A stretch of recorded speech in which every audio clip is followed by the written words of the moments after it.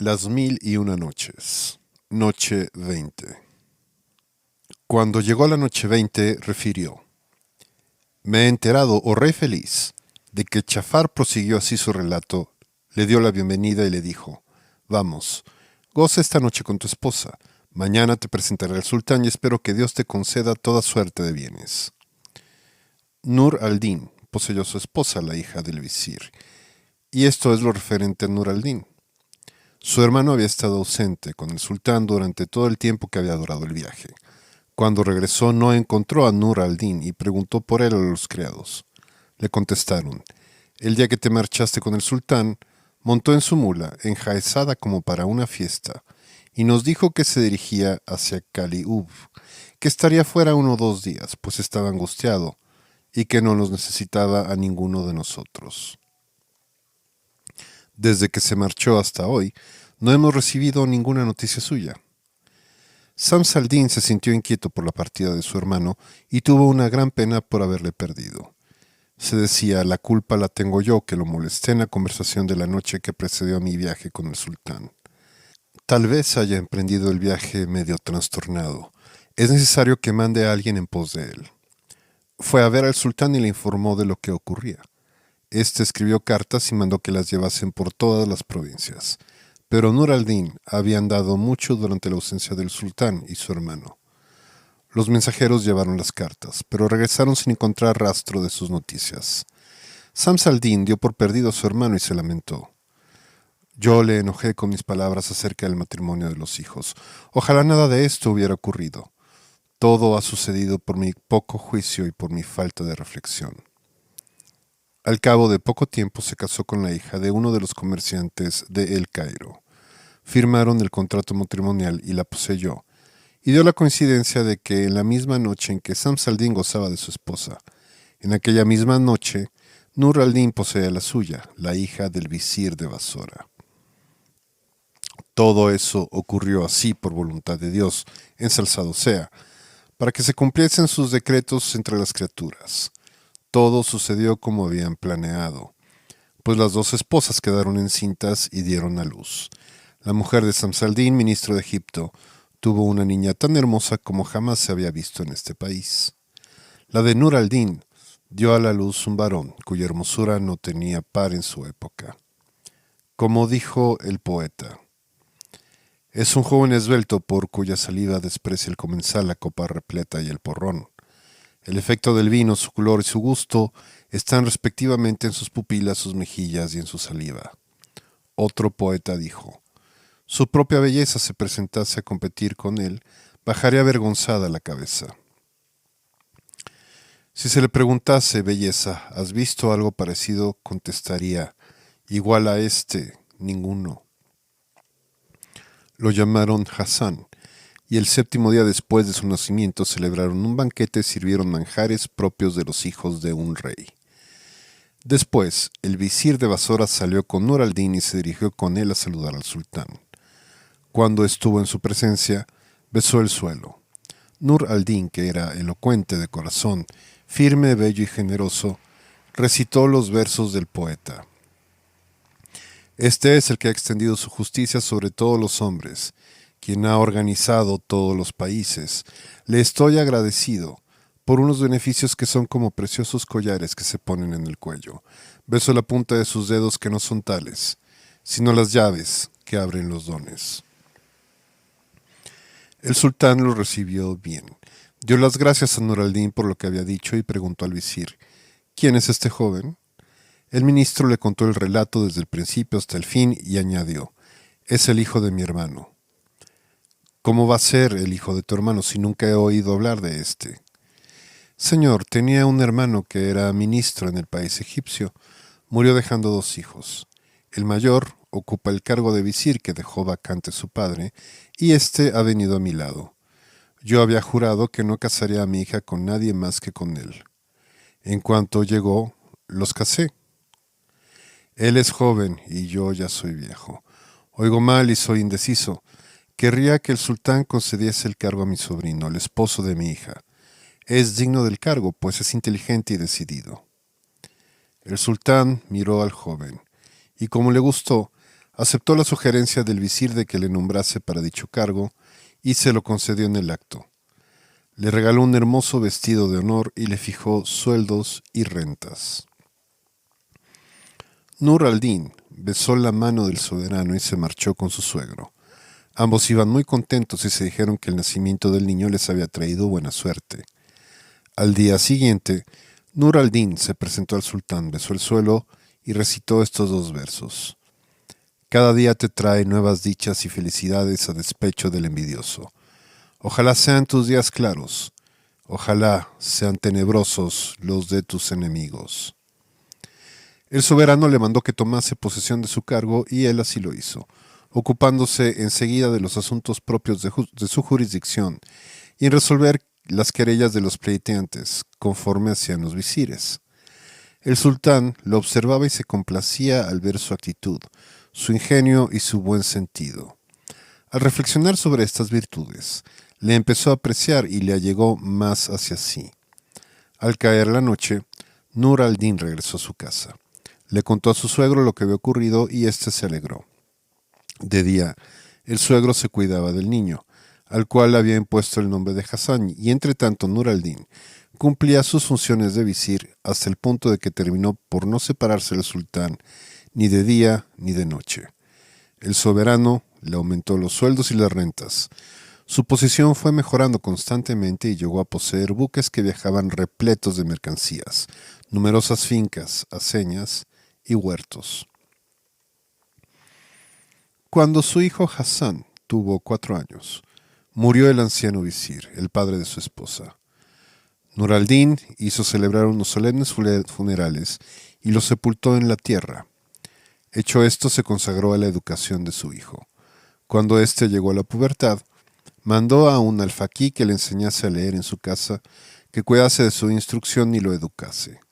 Le enseñó después de haberle hecho aprender el Corán de memoria, y en el transcurso de algunos años le explicó las ciencias más importantes. La belleza y las perfectas proporciones de Hassan no cesaban de irse perfilando, como dijo el poeta. Es una luna que ha alcanzado el límite de su belleza y el sol sale por las anémonas de sus mejillas. Encierra en sí toda la hermosura, tanto que parece como si toda la belleza que existe en el mundo procediera de él. El alfaquí lo educó en el palacio de su padre. Desde su nacimiento, el niño no había salido del alcázar del ministro. Un buen día su padre, Nur al-Din, le puso uno de sus más preciosos vestidos, lo hizo montar en una de sus mejores mulas y se lo llevó, en su compañía, a visitar a Sultán. Llegados a su presencia, el soberano miró a Hassan Badr al-Din, hijo del visir Nur al-Din, y quedó estupefacto ante tanta belleza.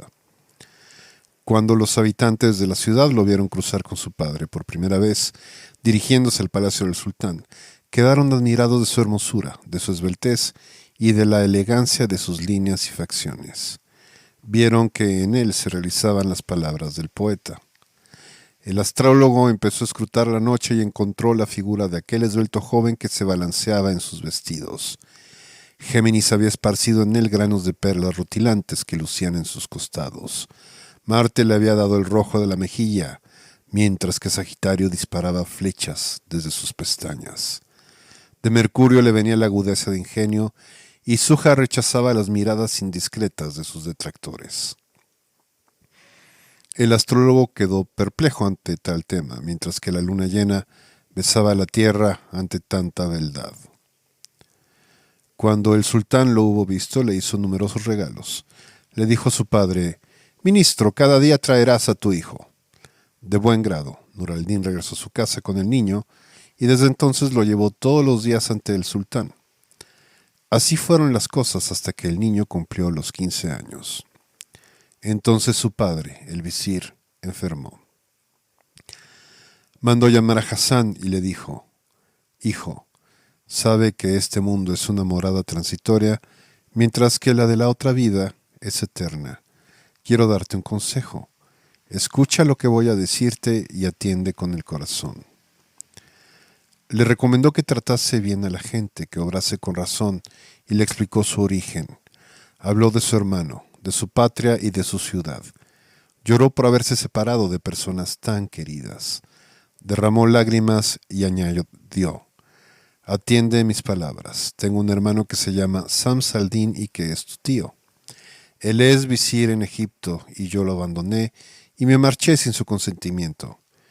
Quiero que cojas una hoja de papel y que escribas lo que voy a dictarte. El hijo cogió la hoja de papel y empezó a escribir lo que su padre le dictaba. Todo lo que había ocurrido desde el principio hasta el fin. Le explicaba la manera como se había casado con la hija del visir, cómo había llegado a Basora y había encontrado a éste. Escribió en conjunto su testamento. Añadió dirigiéndose a su hijo: acuérdate de este testamento. En él están detallados tu origen, tu rango y tus parientes. Si te acaeciese cualquier desgracia, marcha a Egipto, dirígete a tu tío, salúdalo e infórmalo de mi muerte en tierra extraña, pero pensando en él. Hassan cogió la hoja, la enrolló, la guardó en un pedazo de tela encerada y la ocultó entre la camisa y el traje, rompiendo a llorar por su padre, que lo abandonaba cuando él era todavía muy niño. Nur al-Din no cesó de dar consejos a su hijo Hassan Badr al-Din, hasta que rindió el alma. La tristeza se extendió por la casa y el sultán, y todos los príncipes sintieron su muerte y lo enterraron. Llevaron luto durante 2 meses y Hassan no volvió a montar a caballo ni se presentó más ante el sultán. Ocupó su sitio un chambelán y el sultán nombró en su lugar un nuevo visir, al que mandó sellar todos los bienes de Nur al-Din, muebles e inmuebles. El nuevo visir y el chambelán se dirigieron al domicilio del ministro defunto para sellarlo y llevarse al niño Hassan Badr al-Din para presentarlo al sultán y que éste decidiera lo que había que hacer con él. Había entre los soldados uno que había sido esclavo del difunto visir Nur al-Din y al cual no le complacía la suerte del hijo de su señor. Este esclavo fue a buscar a Hassan y lo encontró cabizbajo y entristecido por la pérdida de su padre. Le informó de lo que ocurría y el niño dijo: permíteme un momento para que vaya a coger algunos de esos bienes de este mundo que puedan sernos de utilidad en el auxilio. No, sálvate. Al oír estas palabras, Hassan se cubrió la cabeza con un pedazo de turbante y emprendió la marcha hasta encontrarse fuera de la ciudad. Oía cómo las gentes decían: el sultán ha mandado al nuevo ministro que vaya a casa del difunto para sellar sus bienes muebles e inmuebles, para coger a su hijo, Hassan Badr al-Din, conducirlo ante él y matarlo. Las gentes lo lamentaban por su belleza y hermosura. Las palabras que iba oyendo lo desconcertaban, y aunque no sabía a dónde ir, siguió andando sin cesar hasta que el destino lo condujo hasta la tumba de su padre. Entró en el cementerio, cruzó por entre los sepulcros, se sentó al lado de la tumba de su padre y se quitó de la cabeza el pedazo de turbante. Mientras estaba sentado, se le acercó un judío de Basora y le preguntó: ¿qué te ocurre que estás tan cambiado? Estaba durmiendo y soñé que mi padre me reprendía por no haber visitado su tumba. Me he levantado atemorizado, temiendo que transcurriese el día sin venir aquí y que entonces la cosa me fuera imposible. El judío le dijo: Señor, tu padre ha despachado numerosos buques con mercancías. Algunos han regresado. Querría comprarte por 1000 dinares la carga de los que regresen.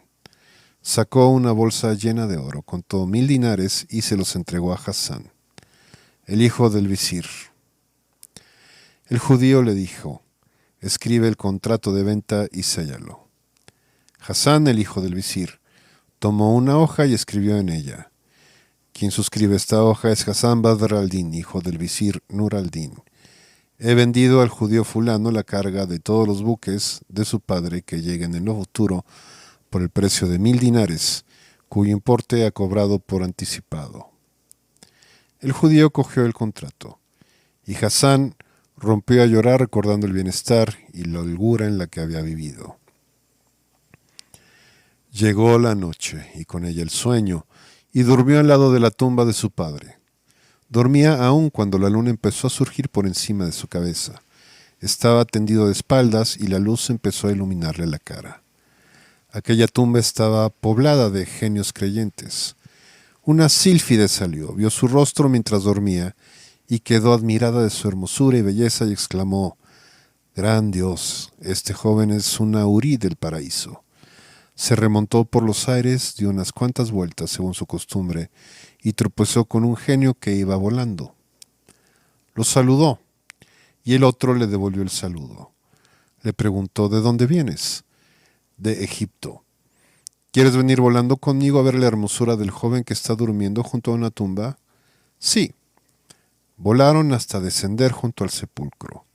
Ella le preguntó: «¿Has visto jamás en tu vida a alguien que se pueda comparar a este?». El efrit lo contempló y exclamó: «Loado sea quien no tiene semejante. Hermana, si quieres, te contaré el relato de lo que he visto». «Cuenta». «He visto en Egipto. ¿Quién se puede comparar con este joven? Es la hija del visir. Enterado de su belleza, el rey la ha pedido por esposa a su padre, Sams al-Din. Este ha contestado: «Oh sultán, nuestro dueño, acepta mis excusas y perdona mis palabras. Sabes que mi hermano Nur al-Din se marchó de nuestro lado y no sabemos a dónde fue. Era mi socio en el ministerio. La causa de su partida fue que un día en que estábamos sentados conversando sobre el matrimonio, se enfadó conmigo y se marchó indignado.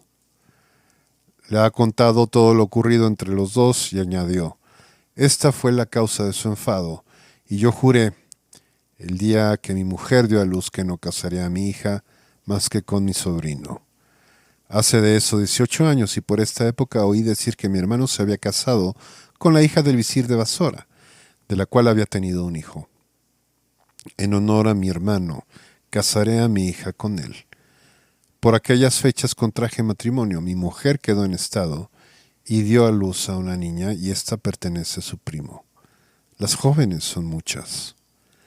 Al oír el sultán las palabras del ministro, se ha enfadado mucho y ha contestado: «Una persona de mi rango te pide la mano de tu hija y la rechazas con excusas pueriles. Por la vida de mi cabeza, la casaré con quien es mucho menos que yo, aunque te pese». Tiene el rey un palafernero corcovado. Ha mandado que comparezca ante su presencia y ha hecho escribir por fuerza el contrato matrimonial entre la hija del visir y el palafernero, mandándole que consume el matrimonio esta misma noche que se celebren las fiestas consiguientes. Los mamelucos del sultán lo han escoltado hasta el baño, llevando velas encendidas, riéndose y burlándose de él en sus mismas narices. La hija del visir está llorando, acongojada y desesperada. Se parece mucho a este muchacho. Han detenido a su padre y le han prohibido ver a su hija. Jamás he visto, hermana, cosa más fea que ese corcovado. La joven, sin duda, es más hermosa que este chico. La sílfide, replicó Shahrazad. Se dio cuenta de que amanecía e interrumpió el relato para el cual le habían dado permiso.